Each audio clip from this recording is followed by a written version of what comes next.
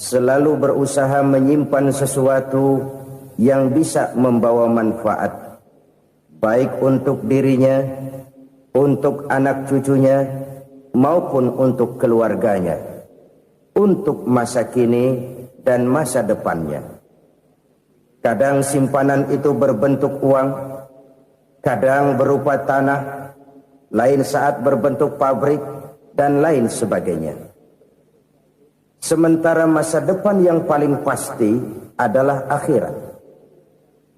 Jika untuk masa depan dunia kita rela memeras keringat, membanting tulang, pergi pagi dan pulang petang, menyimpan uang, menyimpan tanah, menyimpan pabrik, pernahkah kita merenung jika satu saat kiamat datang, kita dibangkitkan dari kubur masing-masing, berdiri di padang mahsyar untuk mempertanggungjawabkan seluruh kegiatan hidup kita di dunia ini, lalu kita akan menuju ke alam akhirat. Sudahkah kita mempunyai simpanan untuk akhirat kita? Pada pertemuan kali ini saya ingin menyampaikan sebuah hadis di mana Rasulullah sallallahu alaihi wasallam bersabda, "Arba'un min kanzil jannah." Simpanan sorga ada 4 macam. Yang pertama, ikhfa'us sadaqah, menyembunyikan sedekah. Saudara-saudara kaum muslimin, sebagaimana yang kita maklum bahwa Allah Subhanahu wa taala melebihkan sebagian rezeki dari kita terhadap yang lain. Ada yang kaya, ada yang setengah kaya, ada yang miskin, ada yang setengah miskin, dan selanjutnya. Ada yang gajinya kecil tapi penghasilannya gede. Ada yang penghasilannya gede tapi nggak punya gaji. Ada juga yang memang gajinya gede dan penghasilannya gede. Kelebihan rezeki merupakan sunnatullah dan tidak harus membuat kita merasa lebih dari yang lain. Bahkan sebaliknya, kelebihan itu harus membuat kita ringan tangan untuk menolong mereka yang memang memerlukan pertolongan. Kalau saudara diberikan ilmu, maka pertanyaan akhirat cuma satu: ilmumu kau amalkan untuk apa? Kalau saudara diberikan umur yang panjang, pengadilan akhirat juga bertanya satu: umurmu kau habiskan di mana? Tapi kalau saudara diberikan harta, pengadilan akhirat akan bertanya 2: hartamu kau dapat dari mana? Kau belanjakan kemana? Dari mananya ditanya dan kemananya juga ditanya. Oleh karena kita akan dimintakan pertanggungan jawab, maka amanah yang bernama harta ini harus kita gunakan dengan sebaik-baiknya. Ada penggunaan yang merupakan kewajiban, itu zakat namanya. Ada penggunaan yang sewaktu-waktu, itu infak namanya.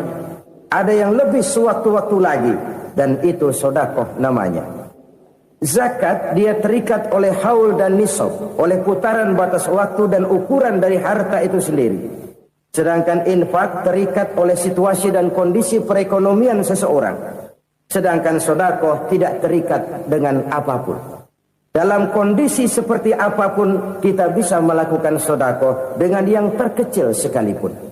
Sampai-sampai Rasulullah sallallahu alaihi wasallam mengajarkan, la tahqiranna minal ma'rufi syai'an walau an talqa akhaka biwajhin talik. Atau ada hadis, tabassumuka fi wajhi akhika laka shadaqah. Senyumanmu kepada temanmu adalah sedekah. Jadi untuk melakukan sedekah tidak harus dalam berbentuk uang. Dengan ilmu kita bisa sedekah. Dengan tenaga kita bisa bersedekah, dengan pikiran kita bisa bersedekah, bahkan senyum kepada teman itu pun sedekah. Jadi kalau sedekah dengan uang memang belum punya uang, nyengir aja banyakin.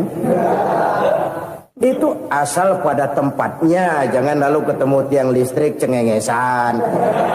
Tentu tidak pada tempatnya dan tidak wajar. Nah, sedekah yang paling dicintai Allah adalah sedekah yang disembunyikan. Artinya, jauh dari sifat riya. Kan kadang-kadang ada orang sedekah itu disebutkan namanya, apa tidak bagus? Kalau memang niatnya ikhlas, ya bagus-bagus saja. Untuk memberikan sugesti kepada yang lain. Di Fulan bin Fulan nyumbang sekian, diumumkan. Boleh kalau niatnya untuk memberikan rangsangan kepada yang lain supaya dia menyumbang lebih besar dari orang tadi. Tapi kalau itu mendatangkan riya, maka sedekah yang paling dicintai Allah adalah sedekah yang disembunyikan. Tangan kiri saja tidak tahu apa yang diberikan oleh tangan kanan. Sedekah yang dilakukan dengan ikhlas akan merupakan perbendaharaan surga, tersembunyi dari pandangan orang lain, tidak seorang pun tahu. Karena memang sikap yang baik adalah melupakan kebaikan dan mengingat kesalahan. Itu salah satu ciri orang bahagia. Orang yang selalu mengingat kesalahannya dan berusaha melupakan segala kebaikannya. Kalau dia akan berada kebaikan, dia tidak bisa ikut, dia merasa rugi karena dia merasa belum pernah berbuat baik. Tapi kalau akan melakukan kesalahan baru, dia ingat kesalahan yang sudah-sudah, sehingga terhalang baginya untuk melakukan satu kesalahan baru. Demikianlah saudara-saudara, bahwa Allah melebihkan rizki sebagian kita dari yang lain, agar terjadi tolong-menolong dalam kehidupan ini. Jadi kesenjangan yang nature, kesenjangan yang alami, itu sunnatullah. Ada yang kaya, ada yang miskin, ada yang kelas menengah. Nah, kenapa lalu sekarang kita berusaha mengentaskan kemiskinan? Oleh karena adanya kesenjangan struktural. Kalau yang kaya bisa semakin kaya, kenapa yang miskin tidak bisa naik jadi ikut sedikit kaya? Sebab pada dasarnya Islam adalah agama yang sejak turunnya sudah berupaya memerangi kemiskinan. Bahkan dikatakan kemiskinan itu mendekatkan kepada kekufuran. Orang kalau miskin udah dekat banget sama kafir. Gampang menjadi kafir. Berapa banyak saudara-saudara kita yang oleh karena soal perut, oleh karena soal materi, terpaksa meninggalkan dan menanggalkan akidahnya.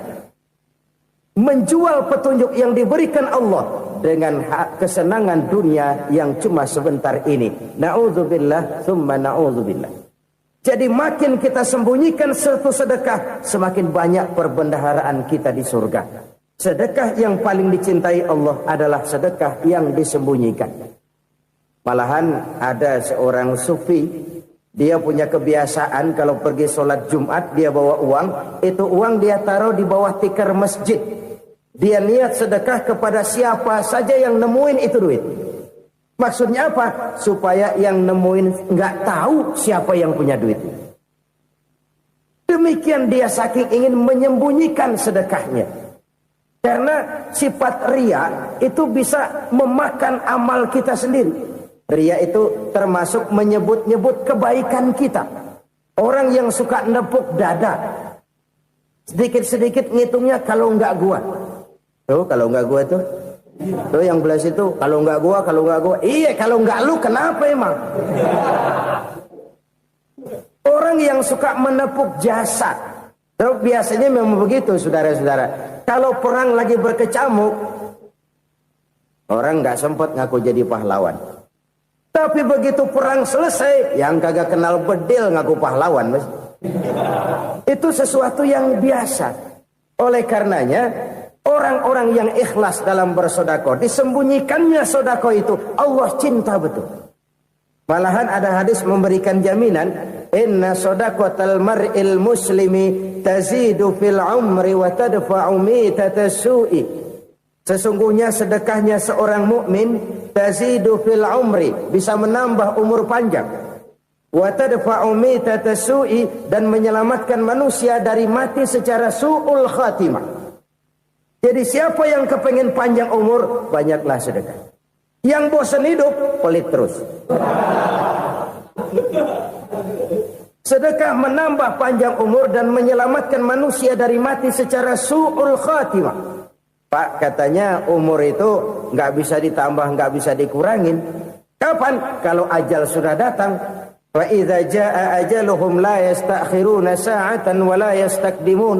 Kalau ajal datang tidak bisa dimajukan, tidak bisa dimundurkan.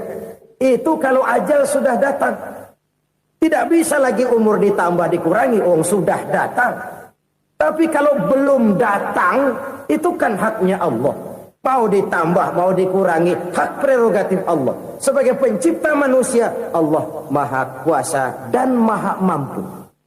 Sedekah ini menambah panjang umur dan menyelamatkan manusia dari mati secara su'ul khatimah. Itu orang mati kan sama ya, kondisinya mati, nggak nafas. Tapi hakikat mati kan lain-lain. Ada yang mati itu husnul khatimah, baik akhirnya.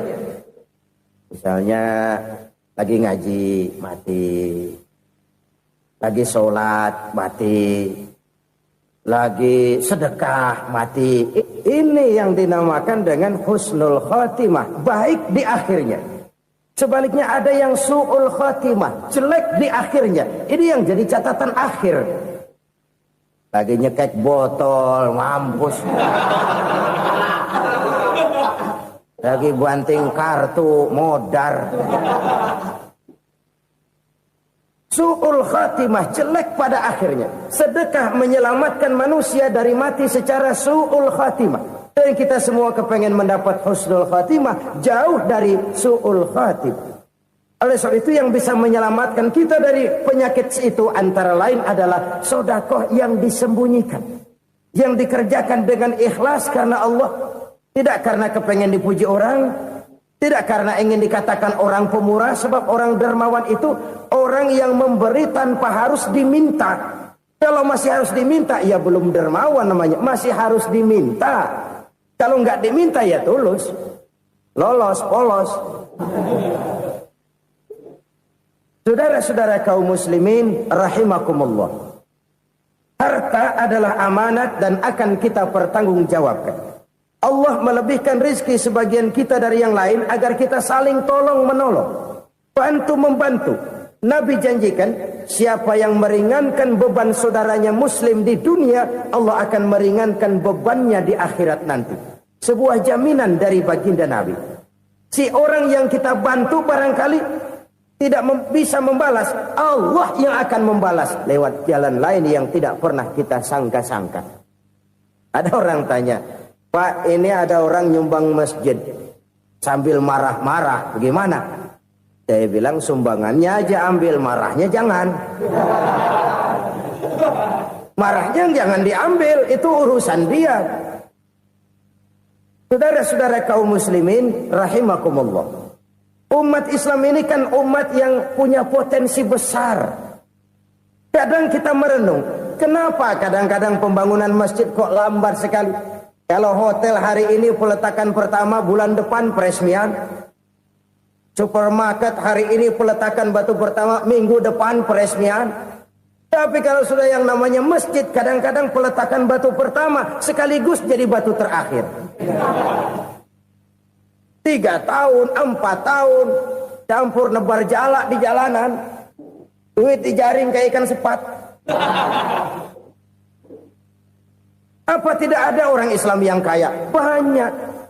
Apa tidak ada pengusaha muslim yang jadi konglomerat? Ada. Lalu yang belum banyak itu yang komit terhadap nilai-nilai agamanya.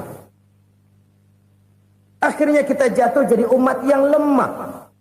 Belum ada pengusaha konglomerat muslim buka pabrik supermi cap beduk misalnya umpamanya atau pabrik kecap cap sorban supaya identitas keislamannya sedikit kelihatan.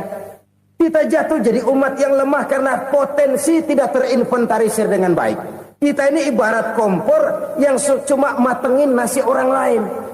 Potensi kita dimanfaatkan oleh orang lain. Ukhuwah Islamiyah kita baru terbatas kepada silaturahmi. Ukhuwah di bidang ekonomi kita lemah, ukhuwah di bidang kebudayaan kita lemah, apalagi ukhuwah di bidang politik kita lebih rapuh lagi. Padahal ukhuwah itu adalah totalitas kehidupan manusia, menyangkut ipolexosbud, memerlukan nilai-nilai ukhuwah. Jadi oleh karena itu mari kita menyadari di dalam harta kita, walaupun kita yang cari, pergi pagi, pulang sore, peras keringat, banting tulang, di sana ada harta anak yatim. Di sana ada hak masjid. Di sana ada hak pesantren, di sana ada hak jihad.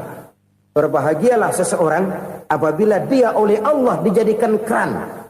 Keran itu menyimpan air, tapi tidak untuk dirinya, tapi disalurkannya kepada mereka yang memang memerlukannya. Saudara-saudara kaum muslimin rahimakumullah, ini yang pertama. Jadi perbendaharaan surga adalah menyembunyikan sedekah. Orang lain nggak tahu, kita pun nggak pernah ngitung-ngitung. Kita anggap lewat begitu saja, padahal itu deposit akhirat. Satu. Yang kedua, perbendaharaan surga itu apa? Wa kitmanul musibah, menyembunyikan kesulitan. Kadang orang takut menghadapi kesulitan. Tapi makin kita merenung, hidup ini kan sebenarnya urusan. Takut sama urusan, ya jangan hidup. Tandanya orang hidup itu kalau punya urusan. Urusan melupakan problem. Problem sering menimbulkan kesulitan. Kesulitan bukan untuk ditakuti, tapi untuk diatasi dan dicarikan jalan keluarnya. Siapa sih orangnya yang gak pernah sulit-sulit? Makin tinggi status sosialnya, makin gede urusannya. Makin tinggi kualitas imannya, makin berat tingkat kesulitannya. Cuma memang yang namanya enak itu seperti pelangi. Biang lala itu nggak pernah di atas kepala kita, di atas kepala orang melulu. Lo sih enak lo, kata kita. Dia juga bilang yang enak kan lo. Pelangi itu nggak pernah di atas kepala kita. Kata tukang beca, aduh enak ya naik Mercy. Kata tukang beca, apa yang di dalam mobil Mercy? Aduh enak bener tukang beca, di jok ngeringkuk ngorok pulas bener. Saya kamar pakai AC, sejuk, tempat tidur sutra, empuk, alga, spring bed, kulak kulik nggak bisa pulas kalau belum minum Valium, belum tidur. Enak bener tukang beca, di jok ngorok nggak tahu wetan kulon. Si tukang beca bilang yang di Mercy enak, yang di Mercy bilang tukang beca enak. Inilah enak, nggak pernah di atas kepala kita, di atas kepala orang lain melulu enak itu. Nah, saudara-saudara, yang merupakan perbendaharaan surga itu orang yang bisa menyembunyikan kesulitan, baik pribadi ataupun rumah tangga. Nih terutama rumah tangga yang jadi soalnya. Kadang-kadang kita ini kalau senang, sebaliknya kalau senang kita diam, kalem aja, cuek. Banyak banget duit kita bawaan, diam aja udah. Malah ketemu orang takut. Tapi begitu susah, sekampung tahu. Padahal Nabi mengajarkan perbendaharaan surga itu menyembunyikan musibah, menyembunyikan kesulitan. Kalau enak, cerita sama orang-orang. Kalau nggak enak, rasain sendiri, tekan sendiri, atasin sendiri. Kita kan sebaliknya. Senang kita diam, asal lagi susah, paling tidak kita nyari teman buat cerita kesusahan. Siapa orangnya yang nggak pernah susah? Cuma soalnya bagaimana kita mengatasi kesusahan itu sendiri. Begitu juga misalnya kalau orang sudah berumah tangga, itu orang tuanya harus menjadi tempat dia cerita yang enak-enak saja. Yang nggak enak rasain berdua, selesaikan berdua, atasin berdua. Jangan dibalik. Asal senang diam, giliran susah saja. Maknya laporan. Terbalik. Bisa menjaga security informasi. Maka nama bayam keluar diam, malah seluitan. Enak amat lo makan daging ayam. Security informasi. Saudara-saudara kaum muslimin rahimakumullah. Ujian yang terberat itu yang pernah diberikan kepada para nabi, para rasul, para aulia, para ulama. Makin tinggi keimanan, makin berat bentuk kesulitan. Ayo saya kemukakan satu contoh saja. Ada seorang nabi yang kaya, nabi kaya, namanya Nabi Ayub. Iblis kalau orang begini kan keki, ibadahnya rajin, kaya. Nih yang kayak begini susah digodain. Kalau ibadahnya rajin, miskin, kali bisa disogok. Sini imannya mantap, ibadahnya rajin, kaya, nabi lagi. Tapi namanya iblis, nggak kurang akal. Laporan, Tuhan, kenapa Les? Ya ini bahasa saya, bahasa Qur'annya sih nggak gitu. Itu hambamu yang namanya Ayub, dia rajin ibadah cuma karena dikasih kaya aja. Coba kasih miskin dia, berhenti dia sembahyang. Ah, kamu bisa aja. Saya tahu Ayub itu hambaku yang ikhlas. Saya buktiin Tuhan, silahkan. Dibuktiin lah, iblis turun ke alam ini. Yang mula-mula dia lakukan, dia rusak sawah ladang Nabi Ayub. Dia binasakan binatang ternak Nabi Ayub. Sehingga dalam waktu singkat, jatuhlah Nabi Ayub dari orang paling kaya, jadi orang paling miskin. Beliau masih ibadah di mihrab dalam masjid. Datang iblis. Saudara Ayub, ya. Lagi ngapain? Ibadah. Nyembah Allah, nyembah Allah. Oh, percuma. Kenapa? Tuhan yang ente sembah nih, dia udah bikin miskin ente. Sawah ladang ente hancur lebur, binatang ternak binasa. Sekarang ente jadi orang paling miskin. Ngapain nyembah Tuhan kayak begitu? Tekor. Udah berhenti dah ibadah, berhenti ibadah. Ini iblis sama Tuhan laporannya lain, yang dikerjakan kepada Nabi Ayub juga lain. Benar begitu iblis, kata Nabi Ayub. Iya, sawah ladang saya habis, buras. Binatang ternak saya binasa, binasa. Saya miskin, bangpak. Apa jawab Nabi Ayub? Bukan innalillahi, ya ini hebat. Alhamdulillahillazi a'tani wa akhza minni. Segala puji bagi Allah yang telah memberikan harta kepada saya dan sekarang mengambilnya lagi. Alhamdulillah. Allah yang ngasih, Allah yang ambil. Itu mah urusan Allah. Iblis cuman ibadah jalan terus, sujud lagi Nabi Ayub. Iblis seleher gondok banget. Dasar Nabi nggak mempan dia apa-apain. Miskin malah alhamdulillah. Allah yang ngasih, Allah yang ambil. Jadi kalau kita tidak komit, kita tidak terikat kepada kaya, miskin, senang, susah, apa yang bisa bikin kita susah? Jadikan kekayaan, kemiskinan, jadikan senang, susah sebagai anak buah yang bisa kita atur. Jangan kekayaan ngatur kita, jangan kemiskinan ngatur kita. Kita yang harus mengatur mereka. Senang, susah, kaya, miskin, bahagia, sengsara, jadikan itu anak buah yang bisa kita atur. Kalau sekarang kita kaya, lain saat boleh jadi kita miskin, semiskin-miskinnya. Allah yang ngasih, Allah yang ambil. Tenaga mana yang bisa menghalangi? Ibadah jalan terus. Iblis makin gondok. Dasar Nabi loh. Akhirnya apa? Nabi Ayub dikerjain, diberikan penyakit. Demikian fatal penyakitnya. Bayangin, udah miskin sakit. Masya Allah. Miskin sakit.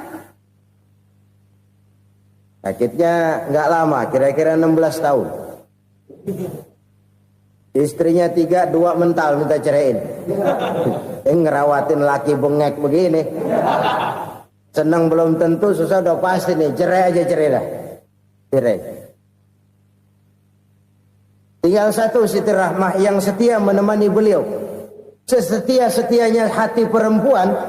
Satu saat Siti Rahmah bilang, "Bang, iya, abang kan Nabi, Bang. Lalu, namanya Nabi kan doanya jarang meleset, Bang. Maksud kamu minta kenapa sih sama Tuhan biar abang sembuh, baik dah, Bang?" Siti Rahmah, iya. Saya sakit berapa tahun sih dah? 16 tahun, Bang. Sebelum ini saya sehat berapa tahun? Ya kira-kira 60 tahun, Bang. Nah, coba ente banding-bandingin, Rahmah.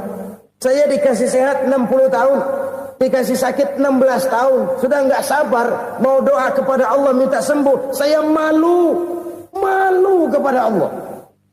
Diuji dengan yang luar biasa seperti ini, tidak mengganggu stabilitas kehambaannya. Dia tetap menghamba kepada Allah Subhanahu wa ta'ala.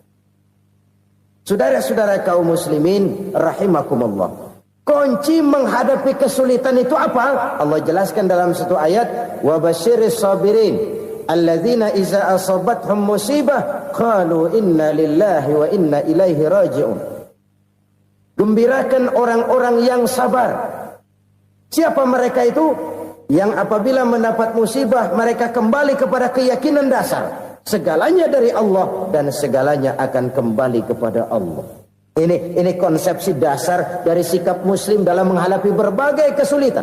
Segalanya dari Allah, segalanya akan kembali kepada Allah.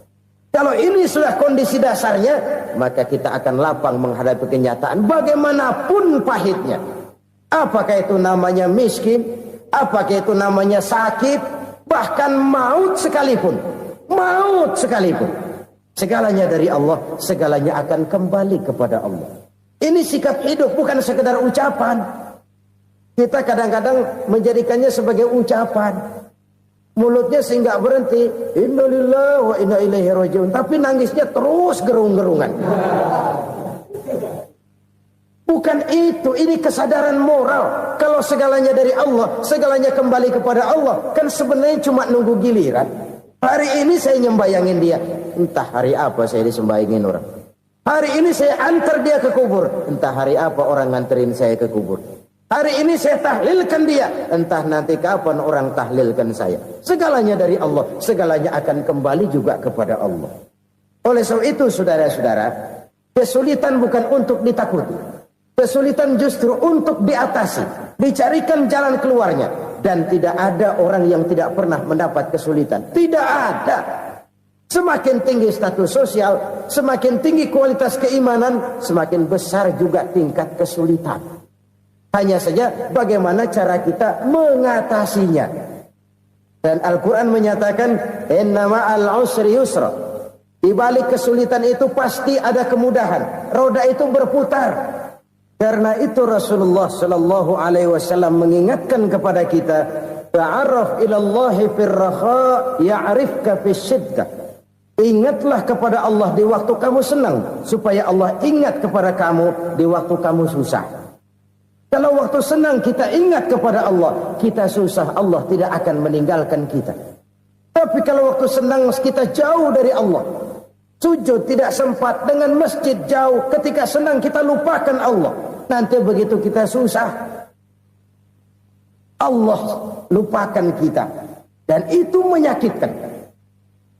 Oleh karena itu orang-orang tua kita dulu bilang, kalau lagi sehat ingat-ingat lu bakal sakit nanti.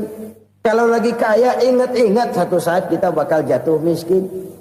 Bahkan kalau lagi muda ingat-ingat kita bakal tua. Dan yang terpenting kalau lagi hidup ingat-ingat kita bakal mati.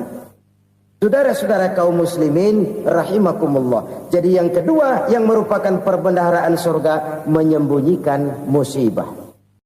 Saudara-saudara kaum muslimin rahimakumullah. Hal ketiga yang merupakan perbendaharaan surga adalah wasilatur rahmi. Orang yang suka bersilaturahmi.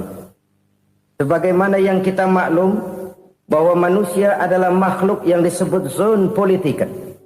Makhluk sosial yang tidak mungkin hidup sendiri-sendiri. Betapa dan siapapun kita memerlukan orang lain. Bodoh betul manusia kalau tinggal di tengah masyarakat tapi tidak mau bermasyarakat. Merasa hebat sendiri, pintar sendiri, gagah sendiri, kaya sendiri. Mungkin kalau mati juga ngubur sendiri. Jangankan kita di sini, di sorga saja Nabi Adam waktu sendirian bengong melulu, ngondar mandir. Allah tegur dam sepi dam. Ya ini kalau bahasa saya. Iya Tuhan sepi ini nggak ada coret-coretan pisan ini. Diciptakan Siti Hawa baru anteng Nabi Adam. Itu di surga. Cobalah. Umpamanya saudara tinggal di Jakarta nih. Kayak bener. Apaan aja di Jakarta punya saudara dah. Jembatan Semanggi ambil. Monas buntel bawa pulang. Hotel-hotel ambil semua. Cuman tinggal di Jakarta sendirian, apa enaknya? Betapa dan siapapun kita perlu orang lain. Tidak ada seorang pun yang bisa memenuhi kebutuhan hidupnya secara sendiri-sendiri. Nah, Islam telah menyelamatkan manusia dari ras diskriminasi. Mengikat manusia dengan persaudaraan yang berlandaskan kepada akidah. Karena itu dianjurkan bersilaturahmi. Bahkan Nabi menyatakan, man arada ayyubsata lahu fi rizqihi wa yunsa'a fi atharihi falyasil rahimah. Siapa yang kepengen diluaskan rezekinya dan dipanjangkan usianya, banyaklah ia bersilaturahmi. Siapa yang kepengen dimudahkan rezekinya, hendaknya ia banyak bersilaturahmi. Kalau banyak teman, kesulitan kan paling tidak ada tempat cerita. Udah susah, sendirian kita pikirin diri, nggak ada tempat tukar pikiran. Cepet banget sama bengek. Dilawan sendiri. Nah, secara makro kita bisa berkata, tidak mungkin ada kemenangan kalau tidak ada kekuatan. Tidak ada kekuatan kalau tidak ada kesatuan dan persatuan. Tidak mungkin ada kesatuan dan persatuan tanpa semangat silaturahmi. Kalau umat Islam mau menang, dia harus kuat. Kalau umat Islam mau kuat, dia harus bersatu. Kalau umat Islam mau bersatu, dia harus membudayakan silaturahmi ini. Bahkan sampai-sampai kata Nabi, kalau bisa cari nilai tambah. Apa? Silman qata'ak. Bersilaturahmilah kau kepada orang yang marah denganmu. Masya Allah, indahnya ajaran agama kita. Orang yang marah pun kepada kita, kata Nabi, kalau bisa bersilaturahmilah kepadanya. Kepada orang yang marah itu. Di situ nilai tambah. Cuman jujur nih hadis, ngucapinnya gampang, ngamalinnya yang berat banget. Orang marah sama kita, kita disuruh silaturahmi. Ada apa malu? Lu marah, ada gue marahan lagi. Gue pikirin.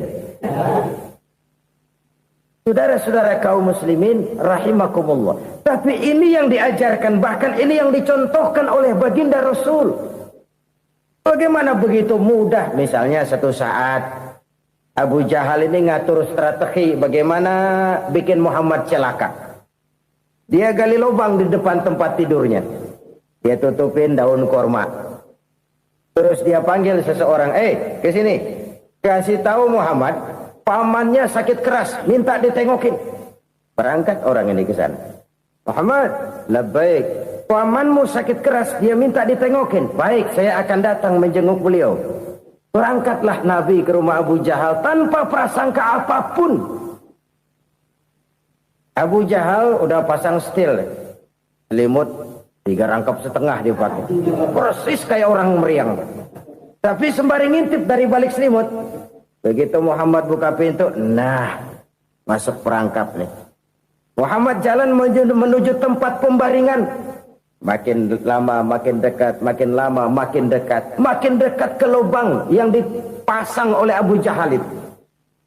Dalam hati Abu Jahal, terus dah jatuh, mampus dah lo ini. Mampus lo hari ini nih. Apa yang terjadi? Malaikat Jibril datang. Muhammad, pamanmu cuma pura-pura sakit. Di depan tempat tidurnya ada lubang perangkap supaya kamu jatuh ke situ. Sudah, kamu pulang. Balik kanan Nabi. Sudah hampir jatuh ke lubang, balik kanan, pulang. Bayangin kecewanya Abu Jahal. Muhammad dikit lagi, Muhammad dikit lagi. Enggak paman, saya pulang aja. Emosi bangun dari tempat tidur, enggak sadar kalau lagi pura-pura sakit. Lompat ngejar Nabi, dia lupa dengan lubang yang dia gali. Serak, nyemplung sendiri ke dalam lubang.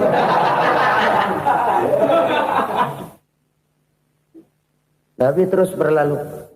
Ini terjadi keanehan. Jatuh ke lubang yang dia gali itu sebenarnya nggak terlalu dalam ya, antara 3-4 meteran lah. Tolong saya jatuh ke lubang ini. Datanglah pelayan-pelayannya itu. Angkat saya dari sini. Oh, yang ngulurin tambang. Satu gulung, belum juga nyampe itu tambang. Kurang, beli lagi ke warung. Sambung, ulur lagi, nggak juga bisa sampai. Wah, ini kerjaan Muhammad ini. Tolong, siapa salah seorang kamu ke rumah Muhammad, kasih tahu encangnya kecebur. Minta ditolongin. Sampaikan kepada Rasul. Kenapa? Pamanmu jatuh ke lubang, Muhammad minta tolong diangkatin. Tambang udah nyambung-nyambung nggak nyampe juga. Ya, nanti saya datang, saya tolong. Coba. Nyata-nyata orang berniat jahat mau mencelakakan dia. Datang dia menolong. Ini yang disebut air tuba dibalas air susu ya ini. Bukan sebaliknya. Air tuba dibalas air susu. Paman, kecebur ya? Iya Muhammad, tolong ini. Pegang tangan saya. Nabi ulurkan tangannya. Nyampe. Dipegang oleh Abu Jahal. Diangkat ke atas. Sampai atas. Apa kata Abu Jahal? Sihirmu memang hebat Muhammad. Udah ditolongin dikata sihir. Yang enak kita kemplang kan itu orang begitu. Urusan apa? Tapi inilah akhlak. Kalau bisa kamu bersilaturahmilah dengan orang yang marah kepadamu sekalipun. Orang marah kita tetap baik. So, kalau kita berbuat baik sama orang yang memang baik, rasanya sih biasa-biasa aja. Orang baik kita baik lagi. Ya draw aja, belum ada nilai tambah di situ. Baru ada nilai tambah kalau kita bisa berbuat baik kepada orang yang nyakitin kita. Itu namanya kita setingkat di atas dia. Dia sakitin kita, kita berbuat baik sama dia. Dia pelit sama kita, kita baik sama dia. Dia marahin kita, kita deketin dia. Di situ kita punya nilai tambah. Jadi siapa yang ingin diluaskan rezekinya kata Nabi dan dipanjangkan umurnya, hendaklah ia banyak-banyak bersilaturahmi. Sederhana sebenarnya silaturahmi, tapi silaturahmi membangkitkan semangat kesatuan dan persatuan. Kesatuan dan persatuan melahirkan kekuatan. Dalam matematika 1 ditambah 1 pasti 2. Tapi di tengah masyarakat 1 orang takut ditambah 1 orang takut, hasilnya jadi 2 orang setengah berani. Kenapa setengah berani? Karena udah berdua. Tadi pan takut sendirian. Kalau dia kumpul turu-turu takutlah jadi berani. Kita yang lemah, kita yang tidak berdaya, kita yang miskin, kalau mau kompak bersatu, apa yang nggak bisa kita kerjain? Apalagi tinggal di kota besar, pilihan cuma 2. Bertahan atau minggir. Bertahan atau minggir. Untuk bisa bertahan harus mampu bersaing. Untuk mampu bersaing harus punya keahlian. Keahlian harus ditunjang dengan pendidikan, ditambah oleh kekompakan sebagai umat. Udah miskin mencar mulu, orang injak kita. Orang nggak pandang urusan apa yang malu. Oleh karena itu silaturahmi pada hakikatnya merupakan roh dari ukhuwah yang diajarkan oleh agama kita. Bagaimana Islam menyelamatkan masyarakat manusia dari ras diskriminasi, mengikat manusia, dan tidak ada persaudaraan yang lebih indah selain persaudaraan yang diikat dengan nilai-nilai akidah. Sepanjang orang di jalan Allah, itulah saudara kita. Keluar dia dari jalan Allah, selesailah persaudaraan sampai di situ. Karena itu, kalau ingin menyimpan sesuatu di surga, banyaklah bersilaturahmi. Datang ke rumah ini, datang ke rumah itu, dan lain sebagainya. Itu simpanan kita di akhirat nanti. Ini yang ketiga. Saudara-saudara, yang keempat, perbendaharaan surga itu apa? Wa qawlu la hawla wa la quwwata illa billah. Ucapan la hawla wa la quwwata illa billah. Ibadah kan ada yang berat, modalnya besar. Bangun masjid berat, modalnya besar. Bangun rumah sakit berat, modalnya besar. Ada ibadah yang berat, tapi modalnya ringan. Misalnya puasa. Puasa itu berat, mengendalikan nafsu. Kalau sekedar nggak makan nggak minum sih enteng, mengendalikan nafsu. Itu jihad terbesar. Tapi kan modalnya ringan, cuma niat saja. Ini ibadah berat, modalnya ringan. Ada ibadah yang ringan, modalnya juga enteng. Seperti termasuk ucapan la haula wa la quwwata illa billah. Tanpa sadar, la haula wa la quwwata illa billah. Nyelengin tuh di surga. Nyelengin, kita nggak terasa. Nyelengin simpenan akhirat. La haula wa la quwwata illa billah. Nyimpen lagi. Kaget, la haula wa la quwata illa billah, nyimpan lagi, banyak simpenan. Walaupun sebenarnya yang dimaksud di sini adalah kesadaran batin bahwa tidak ada daya dan kekuatan kecuali Allah. Itu intinya. Kita memulai pekerjaan disunahkan baca bismillah, kan begitu. Apa itu? Kesadaran moral. Bahwa ini saya bisa kerjakan. Saya kerjakan ini dengan menyebut nama Allah. Kenapa? Kalau Allah tidak memberikan daya dan kekuatan, mana mampu saya kerjakan ini. Maka saya kerjakan ini dengan menyebut nama Allah. Bismillah.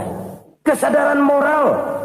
Manusia hanya wajib berusaha, tapi nggak pernah wajib berhasil. Banyak hal-hal yang kalau kita renungkan secara rasio nggak mungkin. Tapi jadi kenyataan. La haula wa la quwata illa billah. Tidak ada daya dan kekuatan kecuali bagi Allah semata-mata. Kesadaran moral akan kelemahan dan keterbatasan makhluk bernama manusia. Kadang kita kagum dengan otak, tapi kita sering lupa sama yang bikin otak. Padahal bagaimanapun hebatnya otak, yang bikin otak pasti lebih hebat dari otak. Nggak percaya, silahkan otak-otakan. Inilah kecenderungan. Kita kagum dengan pesawat-pesawat mutakhir, bukan main besi gede banget terbang itu. Alangkah hebatnya. Lalu apa yang bikin otak tidak lebih hebat dari itu semua? Kita puji laut. Apa yang bikin laut tidak lebih hebat dari laut itu? La haula wa la quwata illa billah. Tidak ada daya dan kekuatan kecuali Allah. Apa yang bisa kita lakukan? Kalau tidak karena daya dan kemampuan yang diberikan oleh Allah kepada kita. Lahirlah sikap tawadu, rendah hati. Tidak melonjak menjadi angkuh dan sombong. Sadar akan kelemahan dan keterbatasan diri. Sebagai makhluk yang diciptakan oleh Allah subhanahu wa ta'ala. Jadi satu sisi ini ucapan yang berpahala. La haula. Jadi wiridan.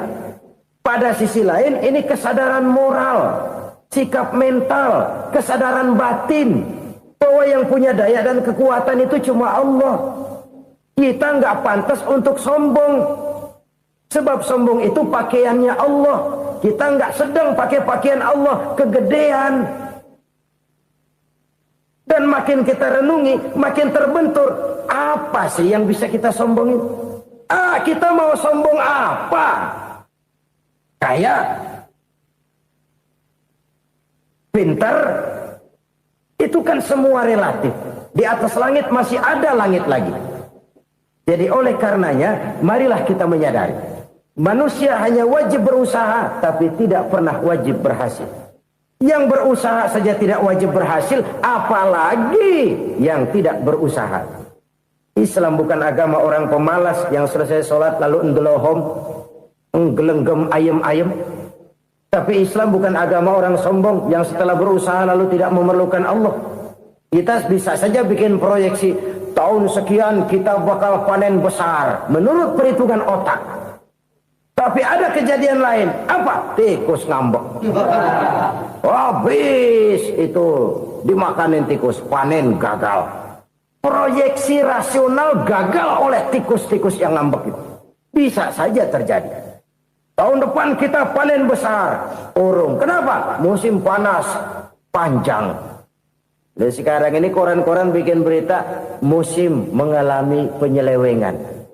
Bukan cuma manusia yang nyeleweng sekarang. Musim pakai nyeleweng. Mestinya kan musim hujan udah selesai. Masih hujan-hujan juga. Musim. Nah sekarang kita boleh bikin proyeksi, kita bakal panen besar. Tahu-tahu musim panas panjang, sawah retak, air kering.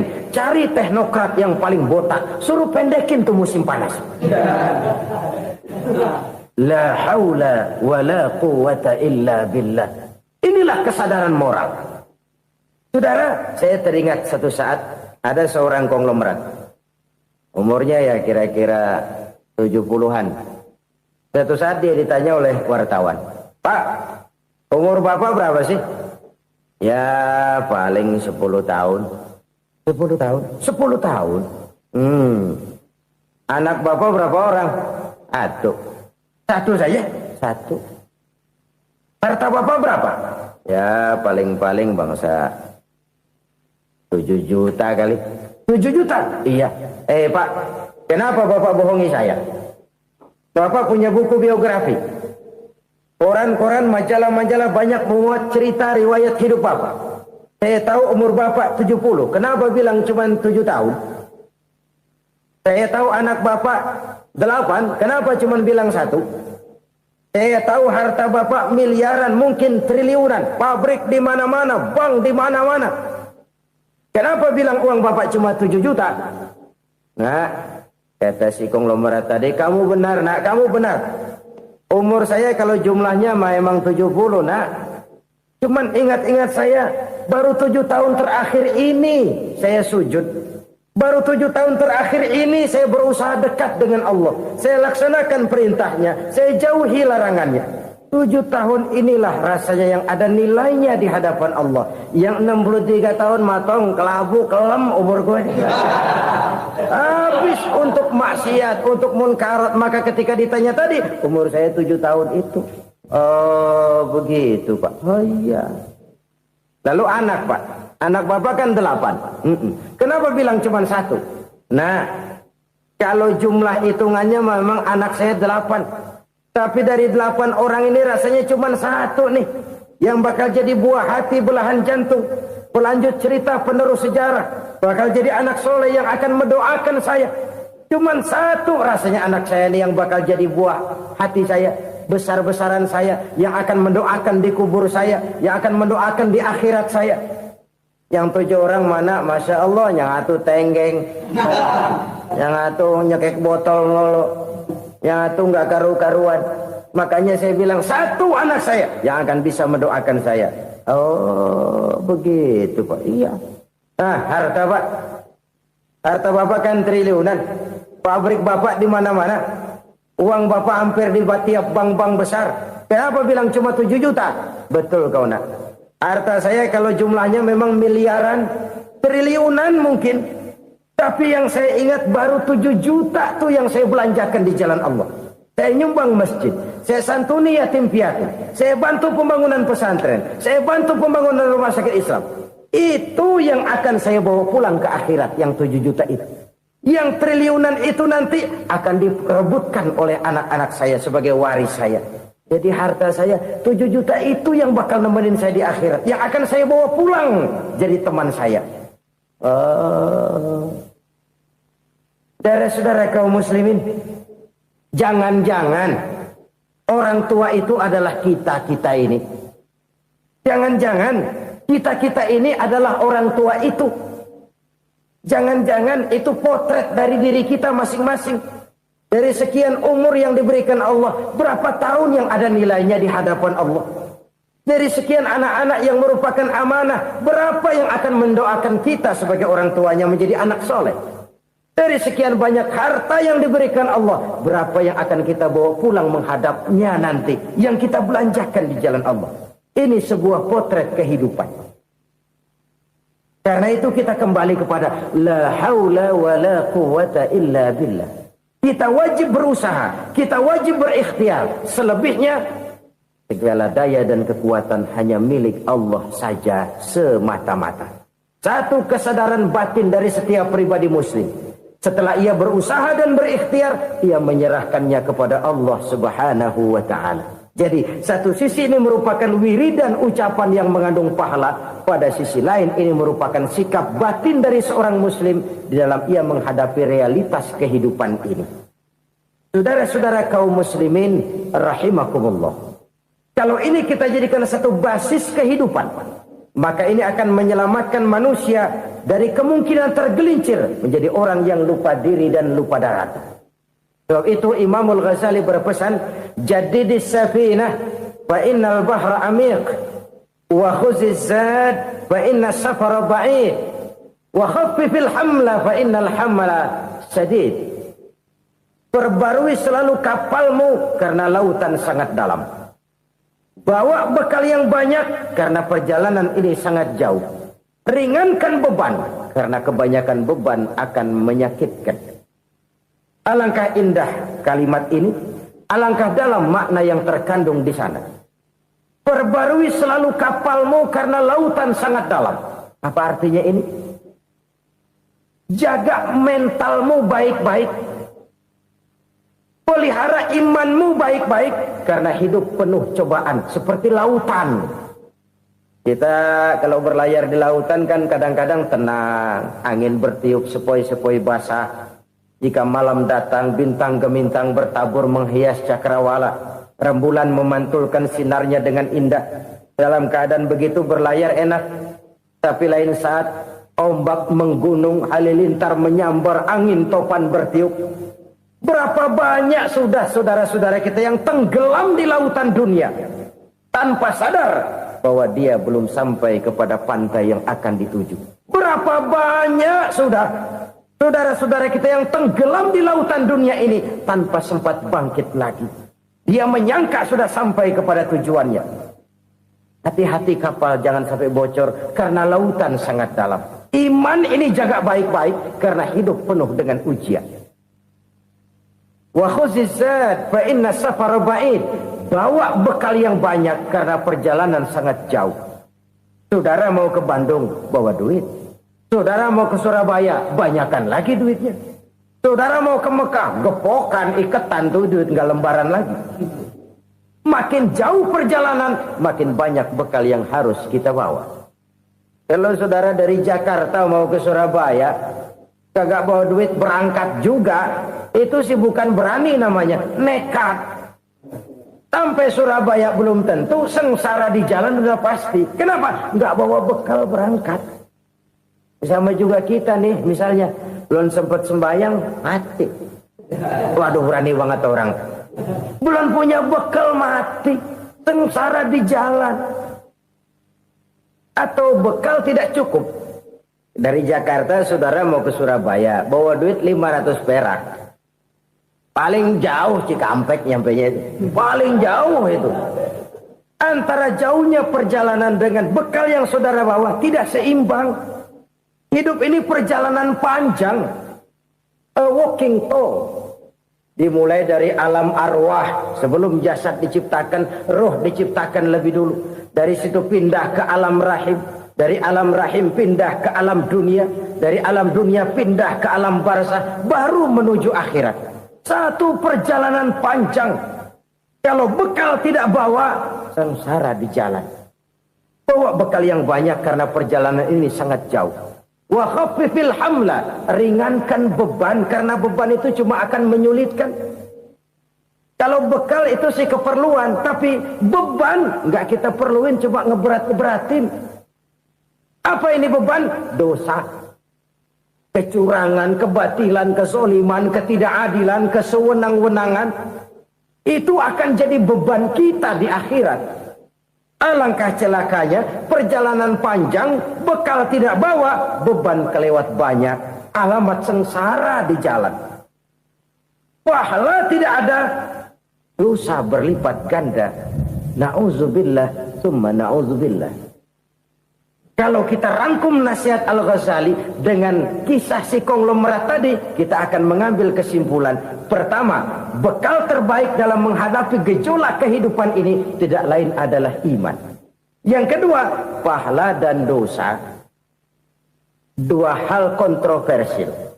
Pahala adalah bekal, dosa adalah beban. Tapi kita sekarang kan tidak begitu terangsang kepada yang abstrak. Orang berlomba mencari yang konkret-konkret saja. Yang real. Kalau memang dosa, benjol dong. Kira-kira begitu. Kira-kira begitu. Persis orang Yahudi dulu.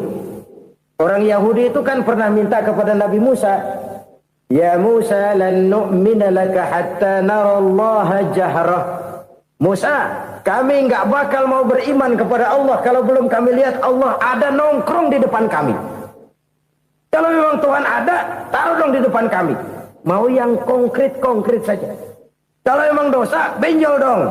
Kalau memang pahala, berasa dong. Orang terangsang kepada yang real, yang konkret-konkret saja. Karena itu, untuk mengejar dosa, orang mau bayar. Tapi untuk mengejar pahala, walaupun tidak bayar, orang segan. Ini yang dikatakan oleh Nabi, kamu mengharapkan ke surga, tapi kamu berat melaksanakan sesuatu yang bisa membawa kamu ke surga. Kamu ingin jauh dari neraka, tapi tiap saat kamu lakukan perbuatan-perbuatan yang justru menjerumuskan kamu ke neraka. Idda'aitum an-najata minan nar wa ramaitum fiha anfusakum. Kamu ingin selamat dari neraka, tapi kamu lemparkan diri kamu ke neraka. Kamu ingin masuk surga, tapi berat sekali kamu melakukan perbuatan-perbuatan yang bisa menyampaikan kamu di surga. Saudara-saudara kaum muslimin rahimakumullah. Jadi hal keempat yang merupakan perbendaharaan surga adalah la haula wa la quwwata illa billah. Satu sisi ini merupakan ucapan yang memperberat timbangan akhirat. Pada sisi lain ini merupakan sikap hidup seorang muslim. Kesadaran batin yang sangat dalam bahwa tidak ada daya dan kekuatan kecuali Allah. Dan itu kita simbolkan pada saat memulai pekerjaan dengan Bismillah, dengan menyebut nama Allah. Satu kesadaran moral, saya hanya bisa melakukan ini karena diberikan daya dan kekuatan oleh Allah. Lahirlah sikap tawadu, rendah hati, tidak melonjak menjadi angkuh dan sombong. Saudara-saudara, sampai sini dulu jumpa kita kali ini. Semoga 4 perbendaharaan surga ini dapat kita lakukan, yang kelak akan merupakan bekal kita di kemudian hari nanti. Amin ya rabbal alamin. Bapak-bapak, ibu-ibu, saudara-saudara kaum muslimin rahimakumullah. Di dalam kehidupan kita sebagai seorang muslim, minimal 5 kali dalam sehari semalam kita mendengar seruan untuk mendirikan solat yang disebut azan. Ada kalimat menarik di dalam kalimat azan itu, yakni seruan hayya 'alal falah, marilah menuju kepada keberuntungan, marilah meraih kemenangan. Seruan ini adalah kecenderungan dari setiap manusia, apapun warna kulitnya. Artinya, setiap orang dalam hidup selalu ingin meraih dan mencari kemenangan. Kemenangan akan melahirkan kepuasan batin, dan kepuasan batin memberikan kebahagiaan. Sedangkan kekalahan melahirkan penderitaan batin, dan penderitaan batin menjerumuskan seseorang di dalam berbagai bentuk kerugian. Jikalau inilah seruan azan, maka masalahnya ialah apa yang menyebabkan kita meraih kemenangan. Al-Quranul Karim memberikan tuntunan dan ajaran kepada kita bahwa orang-orang yang memperoleh kemenangan itu tidak lain adalah orang-orang yang bertakwa. Hanyalah mereka yang bertakwa kepada Allah Subhanahu wa ta'ala pada akhirnya akan tampil sebagai pemenang. Lalu siapa orang yang bertakwa itu? Dijelaskan dalam awal-awal Al-Baqarah, orang yang bertakwa yang akan meraih kemenangan. Pertama, allazina yu'minuna bil ghaib, yaitu orang-orang yang beriman kepada yang gaib. Percaya bahwa ada alam yang gaib, alam yang abstrak, alam yang tidak bisa dijangkau oleh salah satu daripada panca indera kita. Mereka percaya dan beriman kepada adanya malaikat, beriman kepada adanya iblis dan jin, beriman kepada adanya alam kubur, beriman kepada adanya alam mahsyar, beriman kepada adanya alam akhirat, beriman kepada adanya surga dan neraka. Beriman bukan cuma sekedar beriman dalam ucapan bibir saja, tetapi beriman yang nilai iman itu mampu mewarnai gerak dan gaya hidupnya. Iman yang meresap sampai ke tulang sumsum, kemudian memberikan dampak positif di dalam kehidupan manusia. Alam, kita tahu, adalah sesuatu yang selain Allah, dan Allah bukanlah alam. Apapun namanya selain daripada Allah, itu adalah alam. Alam pada hakikatnya terbagi menjadi 2. Ada alam syahadah, alam nyata, alam konkret, alam yang bisa dijangkau oleh salah satu indera kita. Kemudian ada alam ghaib, alam yang tidak bisa dijangkau oleh panca indera kita, alam metafisika, alam abstrak, alam yang wajib kita imani keberadaannya.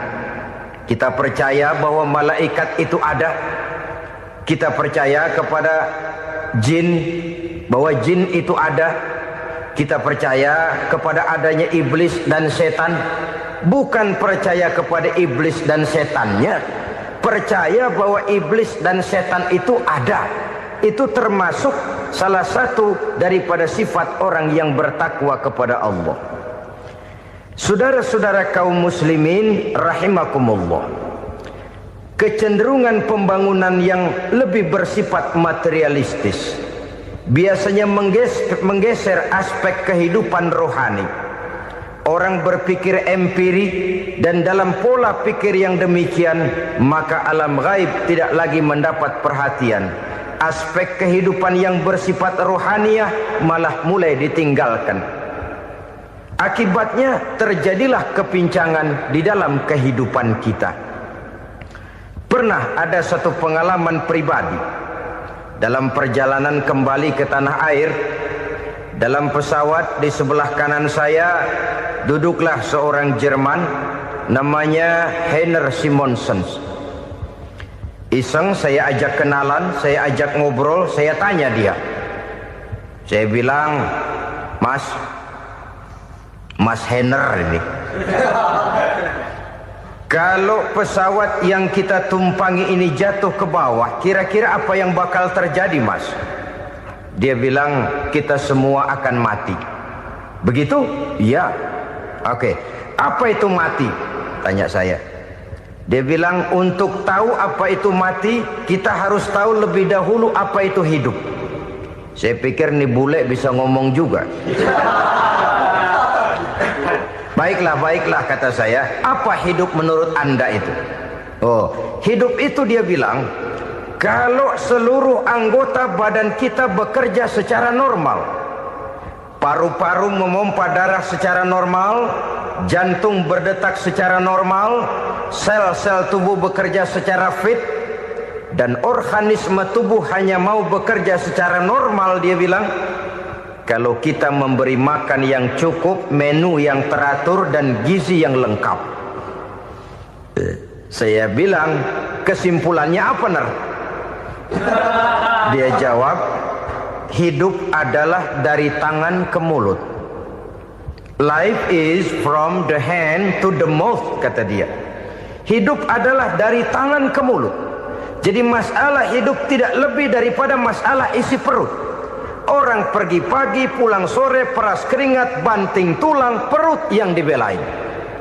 Saya bilang, you are wrong. Sampean salah, Ner. Kamu orang Islam bukan? Bukan. Pantas. Kenapa saya salah? Dia bilang, ya jelas salah. Salahnya di mana? Kamu ini manusia. Kalau hidup cuma dari tangan ke mulut, saya bilang, kambing di kampung saya juga begitu pikirannya, Ner. Itu kambing di kampung saya, asal perutnya kenyang, sudah hidup dia. Perkara besok bagaimana, lusa prospeknya macam mana, bulan depan ada apa, kambing nggak pernah mikir. Di kampung saya kambing juga pikirannya begitu. Kamu Kristen ya? Tadinya. Loh kok tadinya, lalu apa sekarang kamu ini? Dia bilang, sekarang saya netral. Saya tidak beragama, tapi saya percaya kepada Tuhan sebagai pencipta alam.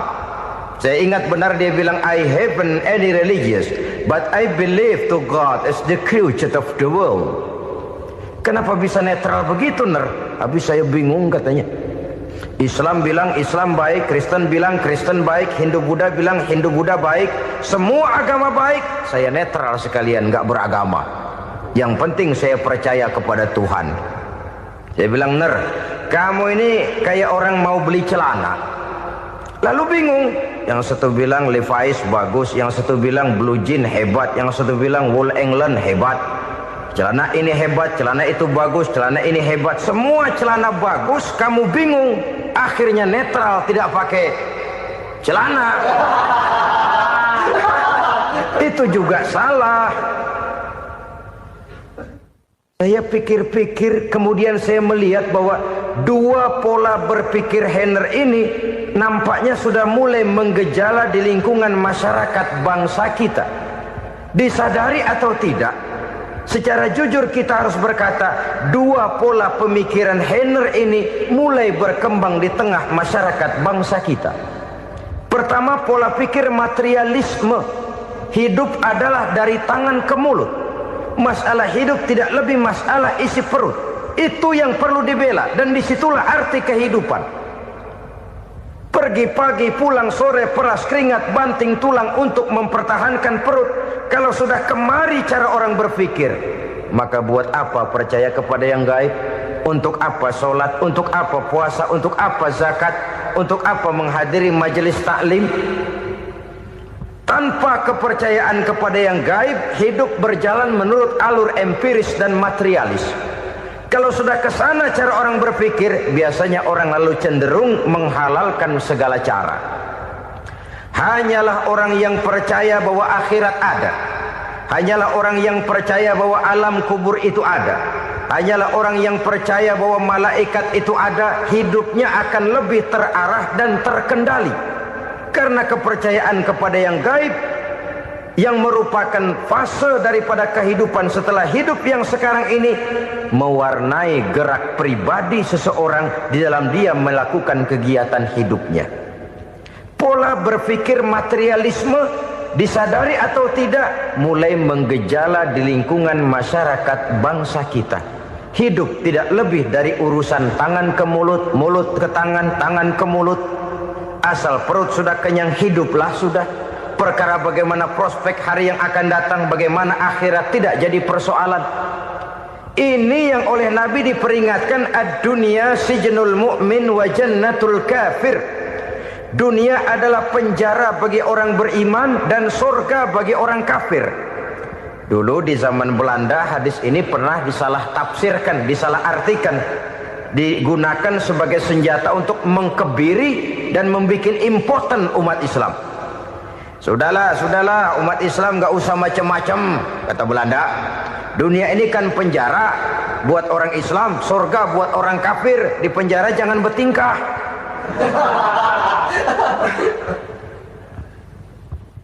Pengertiannya tidak begitu.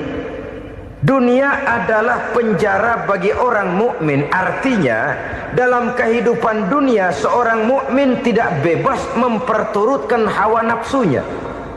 Di penjara hawa nafsunya itu.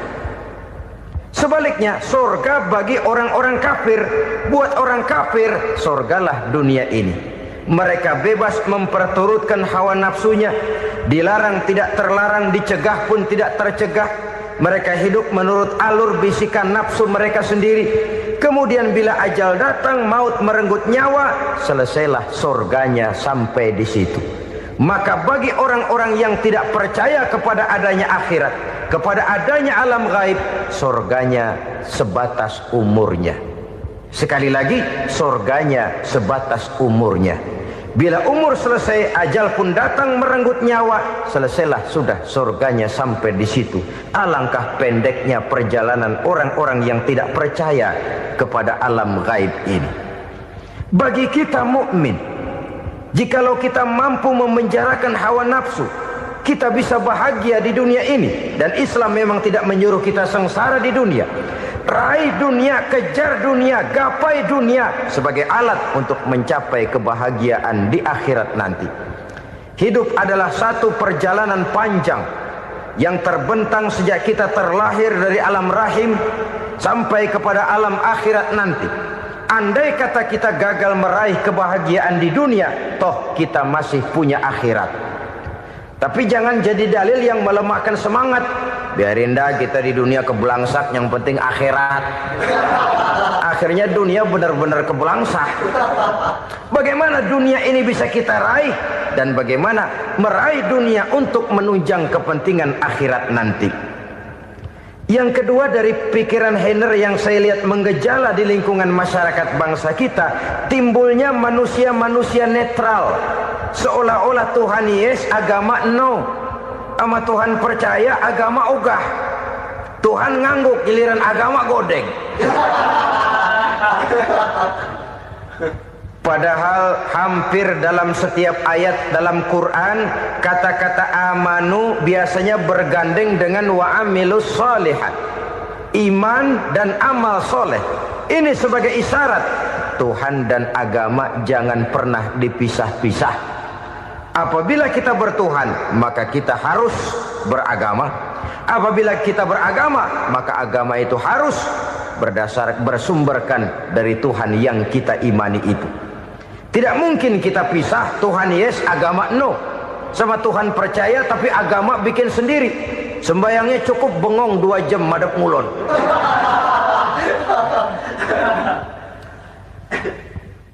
Saudara-saudara kaum muslimin rahimakumullah. Jadi dengan demikian, agama yang kita akui merupakan unsur mutlak di dalam pembangunan sekarang ini, merupakan bagian dari kehidupan yang menuntun kita bahwa di balik alam nyata ini, di balik alam syahadah ini ada alam gaib.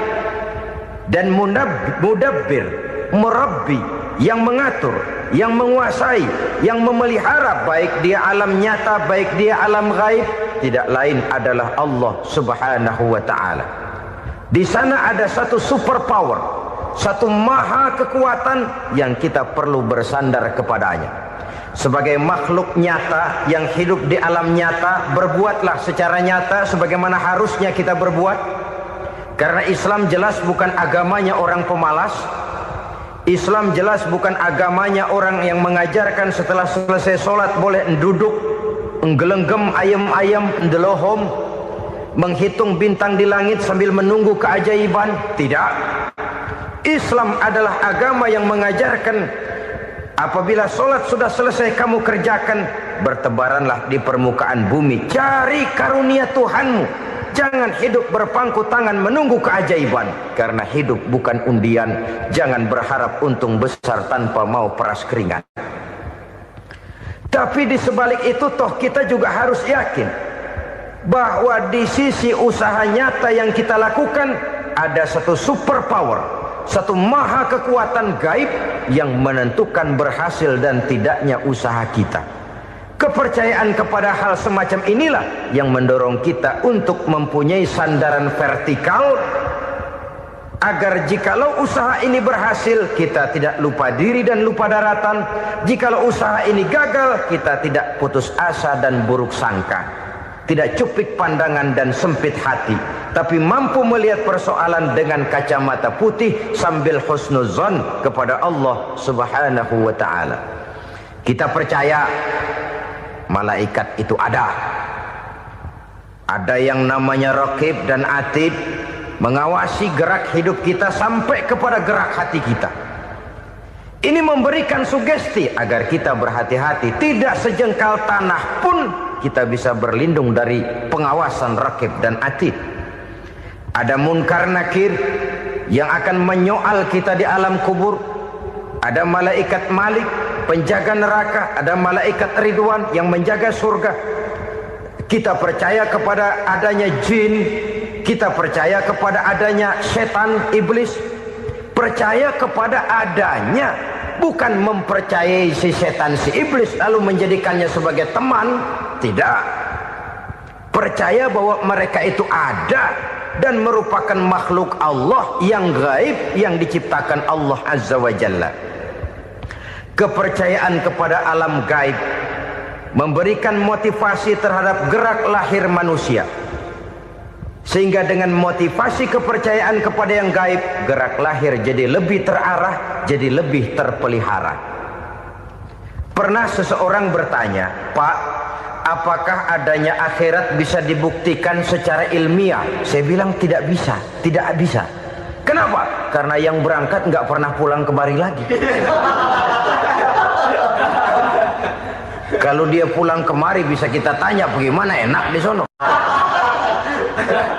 Cuma secara moral saya katakan, lebih beruntung orang yang percaya kepada akhirat daripada yang tidak.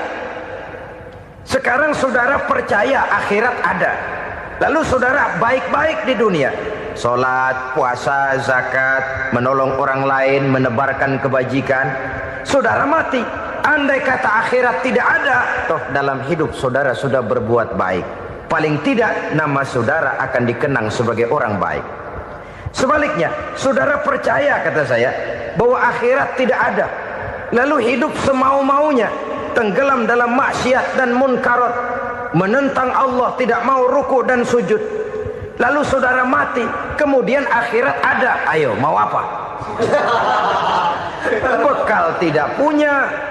Jadi secara moral lebih beruntung orang yang percaya kepada adanya akhirat daripada yang tidak percaya.